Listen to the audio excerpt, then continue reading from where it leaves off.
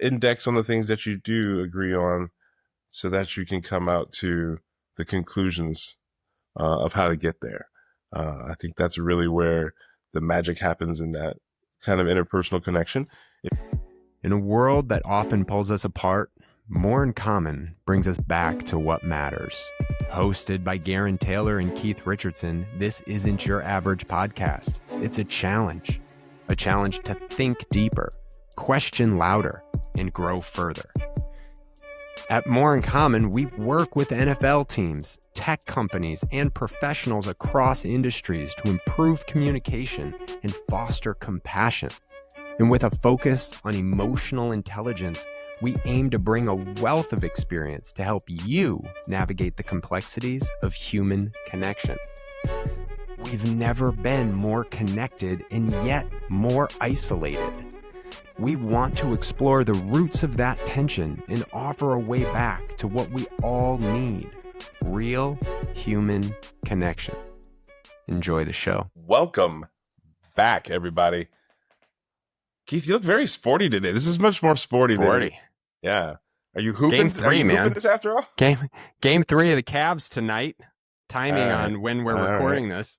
Yeah. And so I gotta support I gotta show my support. And then, I'm just wearing a nice local Brecksville Broadview Heights Bees hoodie just to stay all on the local support train. So that deep Ohio side. Why not? That's it. I like it. Here I am. That's where I live. I'm supporting my. Hey man, rep your streets. You got to rep your neighborhood. I love that. Rep it up. And that's how it's part of having community. Something we talk about a lot here. Yeah. So this week, my good friend, I was, scrolling the nets as I am wont to do, as many of us do in our past. And I saw the Daily Show host, Jordan Klepper, talking to his audience about, and if people don't know, Jordan Klepper also does, like in Trump rallies, he'll talk to people and do interviews, man on the street type interviews with folks about, what's going on. But this was a Q&A with some audience members in the studio for Daily Show. And he touched on something that I think that we often talk about here, and here I'll roll the clip for everybody, and then we'll come back and we'll talk about it. That anything will convince them otherwise? Anything will convince them otherwise? Here's what I think. Changing somebody's mind is hard to do. And I think if you are approaching something like, I want to change their mind, you ain't going to get anywhere. I think the problem we have right now is a crisis of certainty. I talk to everybody on all sides who are very certain about their beliefs. And if you actually want somebody to see something that they haven't seen before and cross that divide into believing something else, they have to acknowledge that they have a sense of uncertainty. And if they're being approached by somebody else, you have to acknowledge that you have a sense of uncertainty as well. And so I think in order to change somebody's mind, you have to be a bit of a loser to begin. That sounds strange, but you have to concede something to get anywhere. And so is it going to happen on a TV show? Doubtful. But with friends and family, there's an opportunity. One, because there is a connection there and hopefully some love, although I know it's been a hard few years. But I think if you can approach that, not from a place of judgment and from a place of uncertainty, concede something that you don't know. Because guess what? You are probably a lot like me, and you wish you were as certain about the things that you want to be, but you had to put up these guards because people are coming at you with knives all the time, and it feels like the other side is so dangerous, and in many cases, they are. But if you can't relate to them like another human being and say, I too am uncertain about some of these things, then you will never reach them as a human being in asking them to come over to a side of better understanding. So I think our only option is a step towards concession. Yeah. And what he talks about right there, that crisis of certainty, I think is really what struck me about kind of how we all approach these conversations. So I shared it with you. I know that you have some thoughts, and I want to get into that this week, Keith.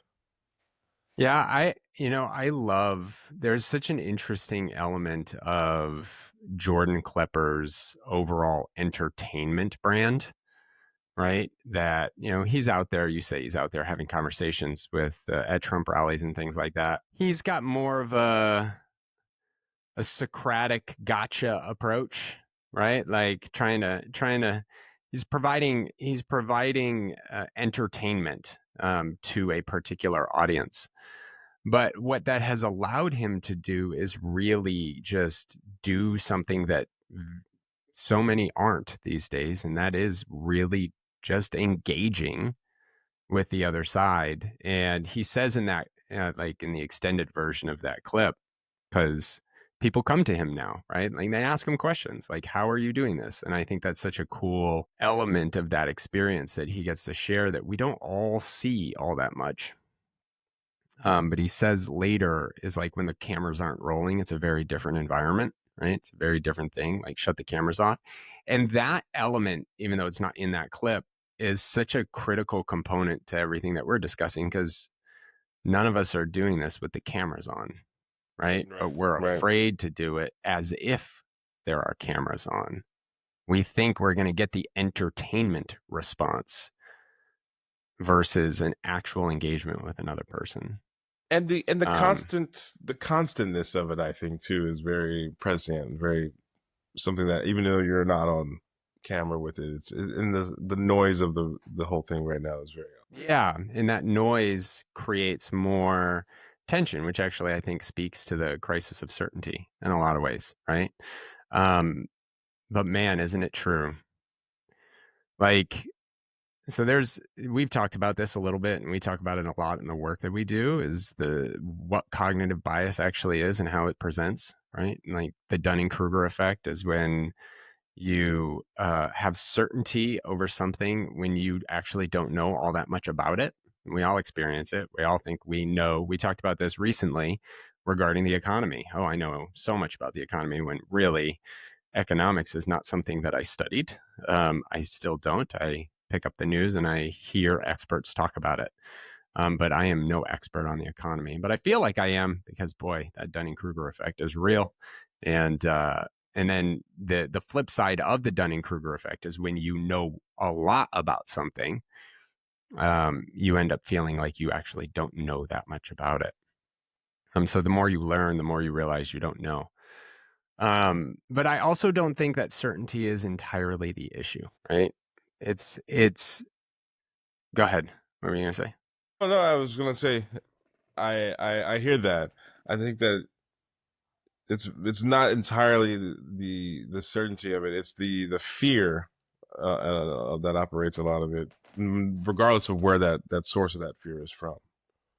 Yeah, and it's like it's not that you are certain about something that prevents you from engaging in an honest conversation. It's that we tend to be, because as we'll talk more about bias, we tend to just be certain on all things, and that tie to our conclusion, right? So it shuts us down on being able to actually hear what the other person has to say, right? He talks in that segment about you have to show up with conceding a point as a possibility, right? Like conceding that you might be wrong. And I don't agree with that entirely, right? I think it's about creating a space where you're open to learning something from the other person. It doesn't mean you have to say, I concede I am wrong. It means that, oh, you're right. Saying someone else is right doesn't mean that you're saying you're wrong. And that's what, in essence, a concession would be. Right? It's, oh, I'm actually listening to what you're saying and I hear your point, and that point, that's valid. And that point might actually further inform your conclusion. So you're not conceding anything in that place, but you have to go into these spaces with these conversations with an opportunity that there is a potential to learn from this other person, regardless of how they start, right? Accepting that idea that maybe they can actually teach you something, even if their point, their broader conclusion is like entirely opposite. Therefore, they are wrong about everything. Right. And people are right? correct in some ways about their view of their experience, right? You can't take away their experience and their point of view from how they see those things. Like it's their lived experience. Yeah, and so, I when we go into these conversations, you talked about it with fear that they're going to say something that you're not prepared to rebut, right? Like I'm not prepared to rebut this. I remember a conversation I was having with somebody and he just randomly brought up, do you know where the term conspiracy theory came from? And I was like, no, I'm actually not. And he's like, well, what was it? Like in the 1960s, the CIA termed the word conspiracy theory in order to support some government propaganda or something like that, right? In order to get people on the side of whatever it is that they were trying to do. And I was like, okay, like I can't tell him he's wrong because I honestly don't know. It turns out he was. The history of conspiracy theory term goes back to the 1870s or 1860s, is when it was first used widely. But the idea that like when that happened, it's like I felt tense. Like, I can't have a conversation with this person because now they're presenting something. Now we were watching the Super Bowl, and it wasn't the time to actually engage in the conversation. It was just some random discussion. But if we're intentional in these conversations and something like that happens, we don't have to feel tense about it, and we don't have to argue it. And I will tell you, I heard it, and then it gave me an opportunity to learn something. It didn't feel right to me, but I could go and research it, look it up, and see if that's true, right? And now I remember it, and it's a part of my And you'll informative forever be like, system. now I Yeah, if know I'm where ever the in that situation yeah. again, right? Now I'm Aha. prepared. But I'm likely not going to, right? And there was really no conclusion that was drawn from that other than just talking about the specifics. So it's not I do think we have a crisis of certainty, but I also think like we need to be aware of where that certainty is coming from. We're informing our opinions based on all kinds of information, and it's not entirely all of the information, right? And that forms our biases and how we perceive the world and how we inform things, and then it creates the judgments that we have. But if we go into these conversations open with the opportunity that we might learn something, we then have this opportunity to navigate those conversations without just shutting the other person down entirely because they said one thing and you entirely disagree with it. And now you're stuck on this point of having to say, no, you're wrong, I'm right. Right. And here's the thing about research on listening when we go into these situations is that people are more likely to change their mind, even if they're expressing a prejudicial attitude, if they feel heard by you. Right? If they feel heard by you, they might be more likely to change their mind. So if you give someone space to share and then you accept that that is what they think, right? Like you don't have to even accept what they're saying, but you accept that that's what they think. And you actually listen and hear and pick up on things that you can agree with, right? Like that you can agree with and possibly learn. You're just creating a better opportunity for the potential to change minds, right? Because that's like the premise of this whole thing, that the question that was asked is how do you change someone's mind, right? And managing your own certainty in a real way matters towards that end, right? And if we just sit there and deny everything that they're saying as false, we're not getting anywhere. So like if you're having a conversation about climate change with somebody that doesn't believe in climate change. And they say, yeah, but it's been super cold outside. And your immediate response is, weather isn't climate. You're denying the fact that it's cold outside, right?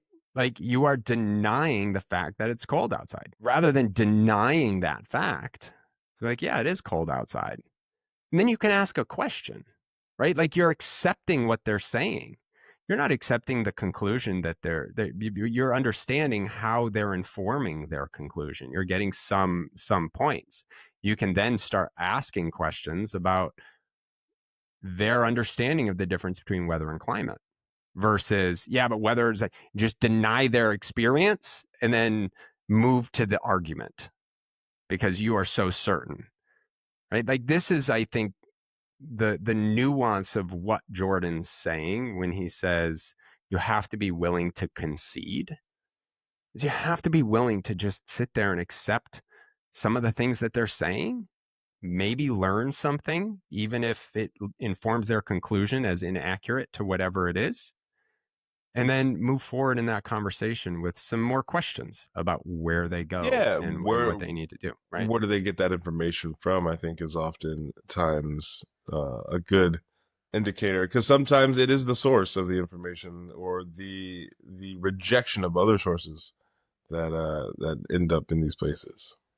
Yeah, because we also have to understand what's going on in all of our brains, right? We talk about bias. One of my favorites, like the Semmelweis reflex, it's our instant rejection of new information that challenges a point of view that we might have, right? Someone comes to you and says, climate change isn't real. No, you're wrong, right? Like it's that instant reaction, no, you're wrong. Mm-hmm. And that instantly creates, well, that happens to you, that happens to them. So if you're understanding it's happening to you and you can understand that it's happening to them, you just give yourself an opportunity to create space. And that's what we want to do, right? We want to create space between us and them so we can navigate what is in between. Right. And I think this really ties to the broader conclusion of his answer is don't start with trying to convince anybody of anything. Yeah, yeah. Right.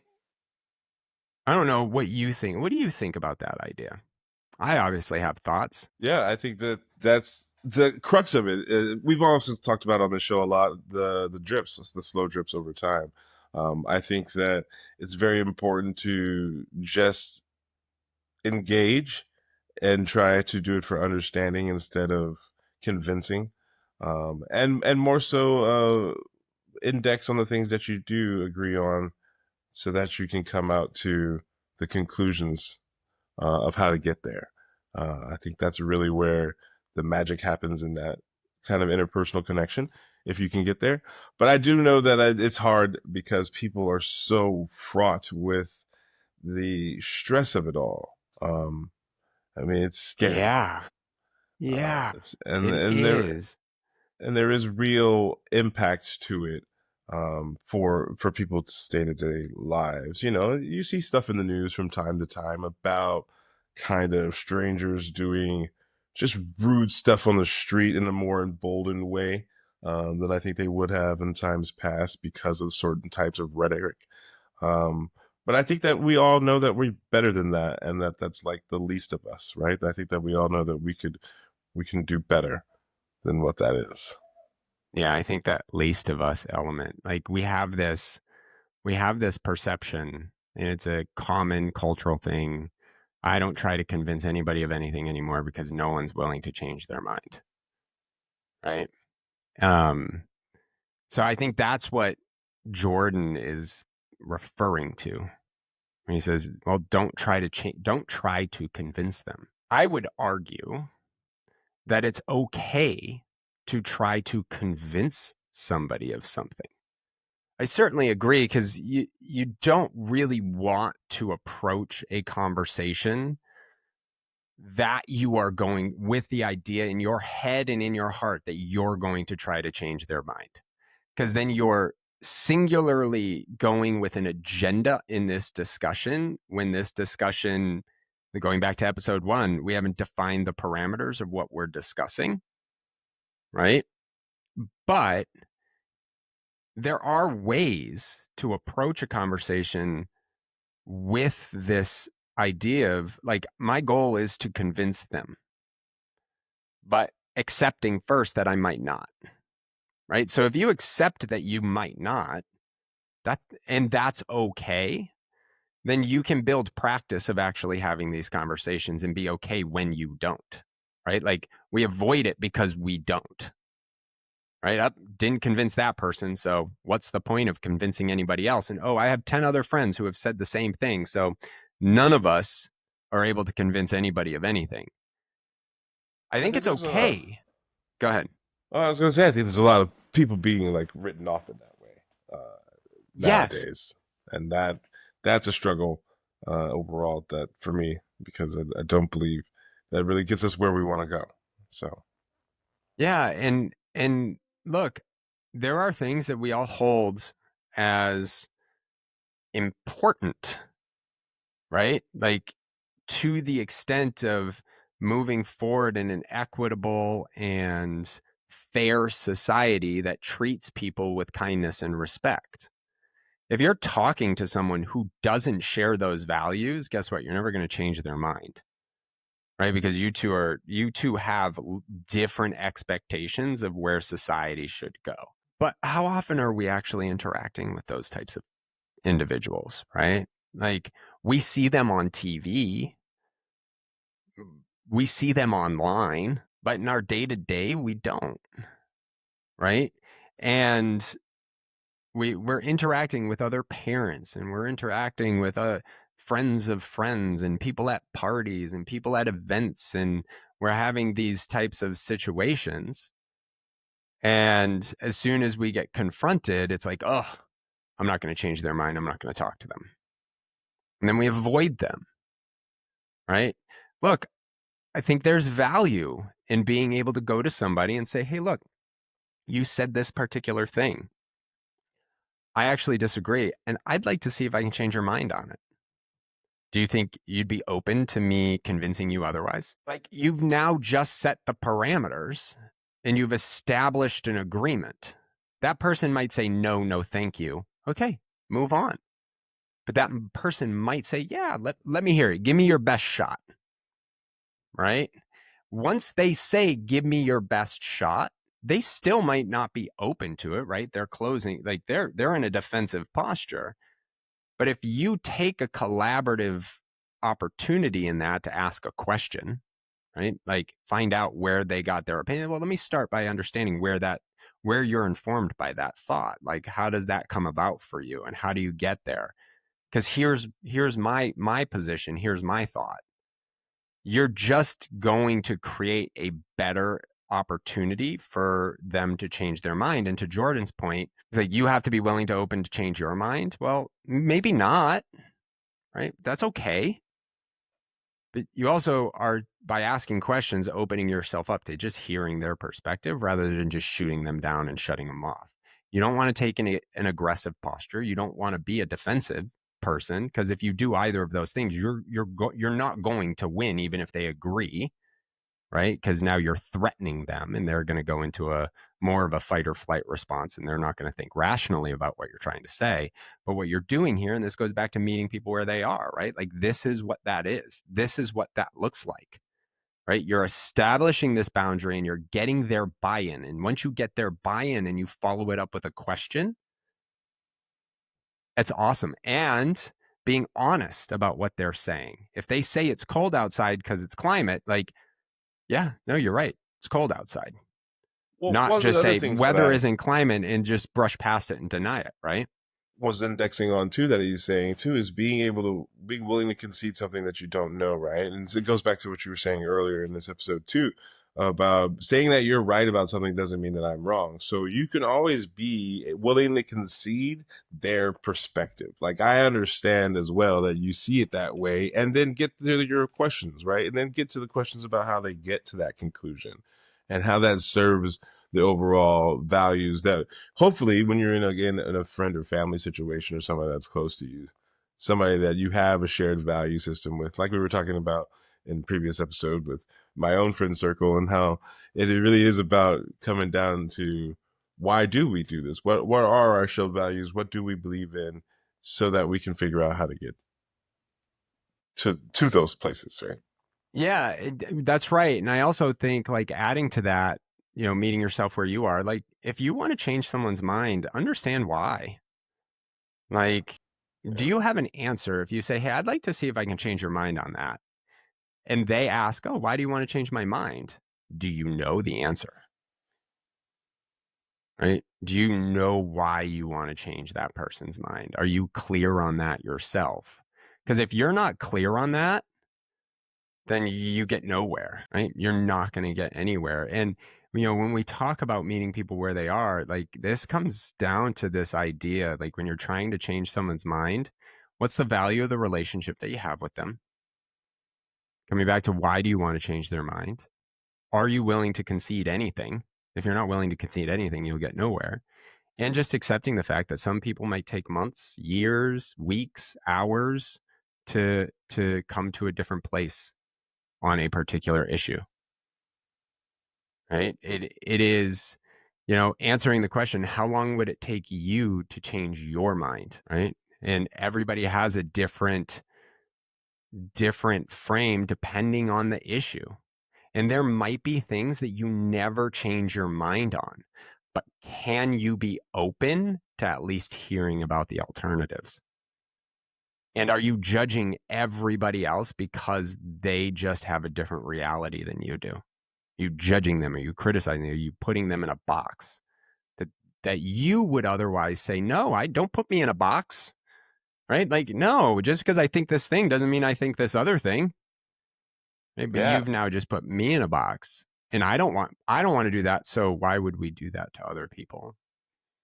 I think that's I the think important part too of getting to the questions, because it allows that space for nuance. got to get to the questions. I think about this as it relates to my journey with God. I'll be out there, like I don't believe in a higher spiritual God power that is a um, personification of the humans that we all know. I don't think there's a man up there that is dictating or creating. I'm not saying there isn't. Mm, agnostic on this issue. But the idea here is that like that's where I am, and that's where I've been for a really long time. But I remember distinctly back in college. God, I mean, this was 20 years ago. And I was sitting outside at the court, and a couple of Jehovah's Witnesses came over to me. And I've told people this story, and the first thing people will say is, ugh, ugh, right? And my response to that is no, it's not ugh, right? Like they had something that they believe in so deeply that they were willing to sit down with me and have a conversation and try to change my opinion on it, right? You know how they started that conversation? They asked me a question. They sought my feedback. And then I asked them questions like, tell me, like, where is this for you? Right? Obviously, they're Jehovah's Witnesses. So I have a general idea, but I've never studied what they do and what they believe in, at this point in my life. It was one of the most pleasant conversations that I've ever had about religion. And both of them said, oh, well, we really appreciate the conversation. I understand we're not going to convert you at this time, but thank you. Right. And they walked away, and neither of us were angry, mad. I still think about it to this day. And I think about my journey with God and why I engaged in that conversation at that time. I think I probably engaged with it to talk about my beliefs and how I'm right and wrong. But what it's really influenced me around is this idea that, someone could come along and convince me of this. I haven't been convinced yet. Doesn't mean I'm not against the idea of being convinced. My identity is not wrapped up in whether or not I believe in God. So I'm open to the possibility of someone convincing me that I'm wrong. I just haven't been convinced yet. But you know what that allows me to do is have some amazing conversations about religion and God with people. And I learn so much when I engage in those conversations about people, great people, wonderful people. We just happen to see things a little bit differently. But that's the idea, right? The more we get to know each other, the easier it is to understand what we're all trying to do here. Which, for the most part, I know it sounds difficult right now, but I don't think it's it's not that separate. It's not That's that it. different. It's not. And yes, there are issues that are really, really difficult. But look, I'm gonna even call out, like, I like using my own experiences of when I've been on this side of it, not when I changed someone else's mind, but when my mind was changed. And you've heard the Kaepernick story. Like, look, for those who haven't heard about it, because it is a podcast and you've had to have been with us for a long time in order to have heard this story, is when Kaepernick started kneeling for the national anthem back in 2015. Rodney is a big Niners fan. I'm big advocate for Rodney, but I didn't like the kneeling. I was adamantly against it when I first saw it happening, and I was watching Sports Center and they were talking about it, and I was really there. And so I called Rodney and I was like, Rodney, I want to talk about this because I need to talk about this. And the reason, I'll be honest, the reason I called him to talk about it is because I wanted to talk about it. I wasn't calling him to be like, I need your perspective. Am I thinking about this correctly? Am I reflecting on this appropriately? No, not at all. I wanted to talk about it, and I wanted to talk about how it was wrong, and I can't believe it's happening. And Rodney, when I started that conversation and told him where I was on it, really wasn't happy, because it was a personal affront to him in that moment, right? But he asked me a question, and his question was simple. It was like, why? Why don't you like it? And then he listened to me talk about it for like 45 minutes. At which point he sprinkled in some clarifying questions, like, help me understand this a little bit more, help me understand. Like, all at the same time, he is stressed. Like, he's mad internally. He didn't tell me this at the time. I learned this only a few years ago. But he's going through all of that. And he gave me that space, to which I then could only respond to, you said you're all for it. Like, why is that? And he gave me just a whole different perspective, because look, I'm watching this stuff based on my worldview and my point of view and my perspective. I'm missing a lot of stuff. And what he showed me is I was missing a lot of things.